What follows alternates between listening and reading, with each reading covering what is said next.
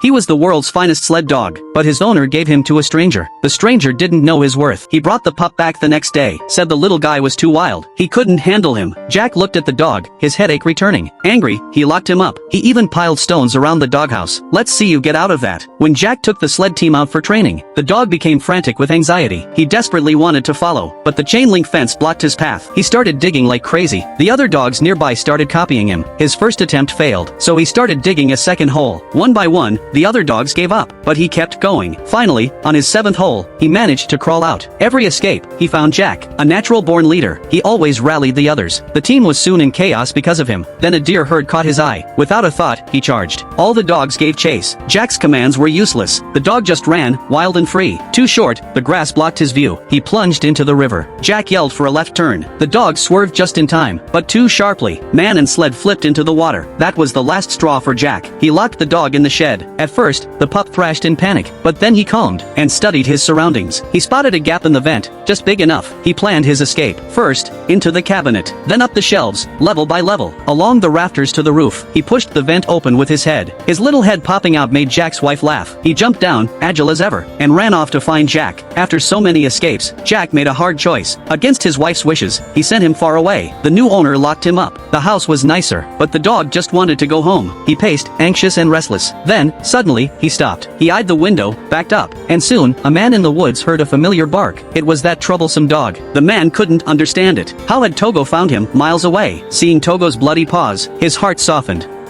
He took him home. He tried to put Togo on the sled to rest, but the rascal refused. He jumped right into the lead position. Bold as brass, the man moved him to the back. He decided to give Togo a chance. The husky beside him, bigger and stronger, felt insulted. He snarled at Togo, but Togo just licked his face, diffusing the tension in seconds, and they were off. Jack was amazed to see Togo's speed and stamina. He far outran the dog beside him. Jack hid his excitement. He moved Togo up one row. Another dog took his place. This one lacked Togo's finesse. When the husky snarled, he cowered back. Again they ran.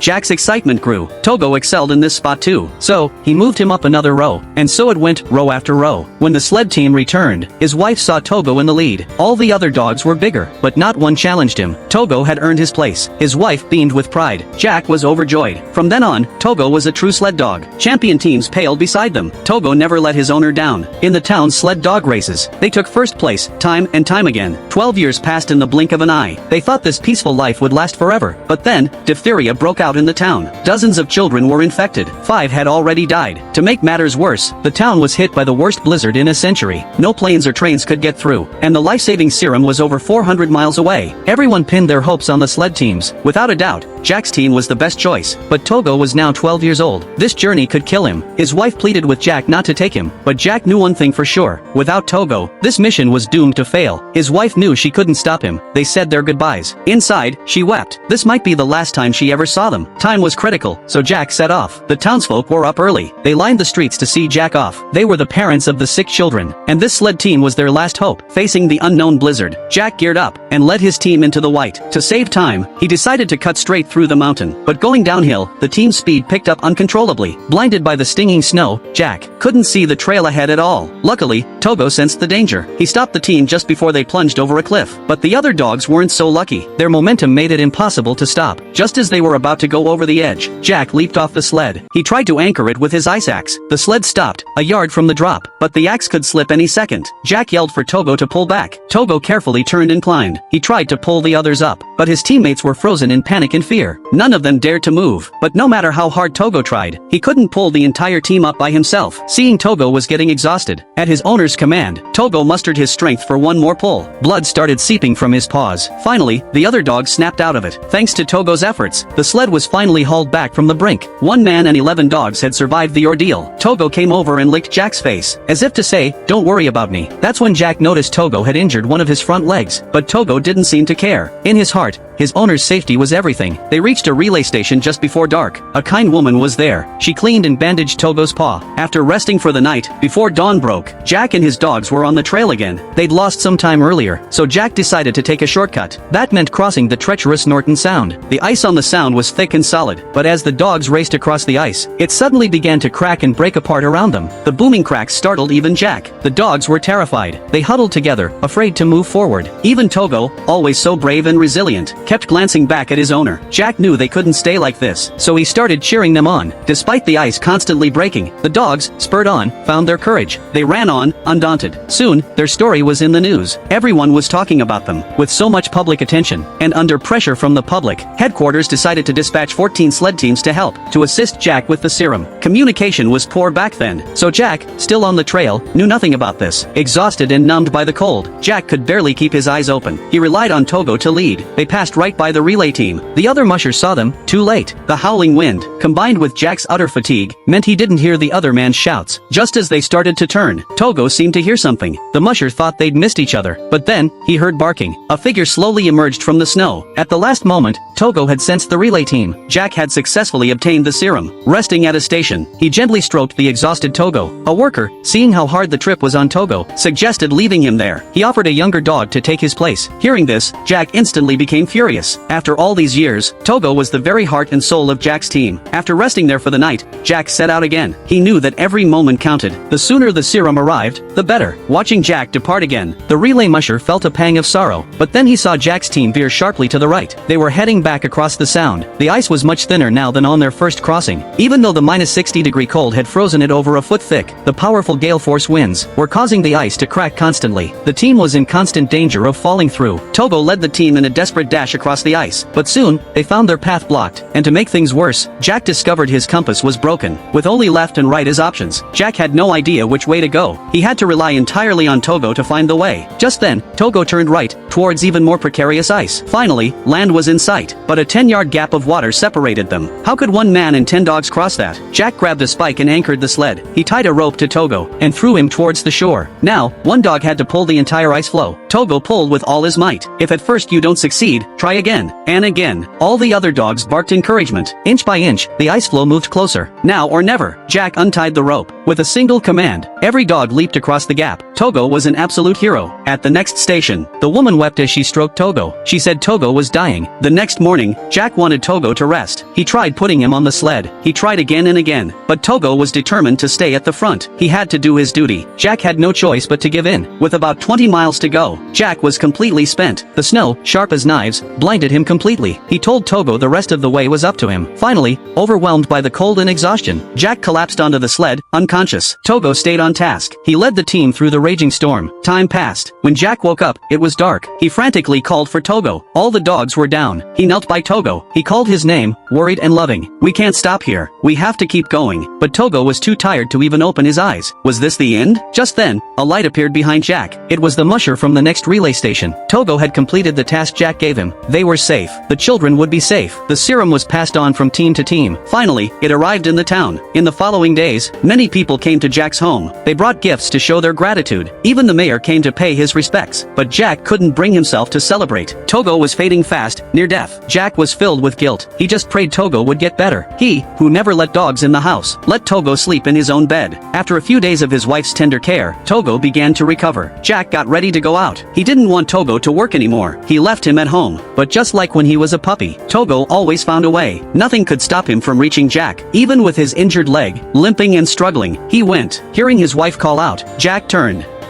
For a moment, he saw the puppy Togo, running to him, no matter what. And in that moment, Jack understood. Togo lived for him, and him alone.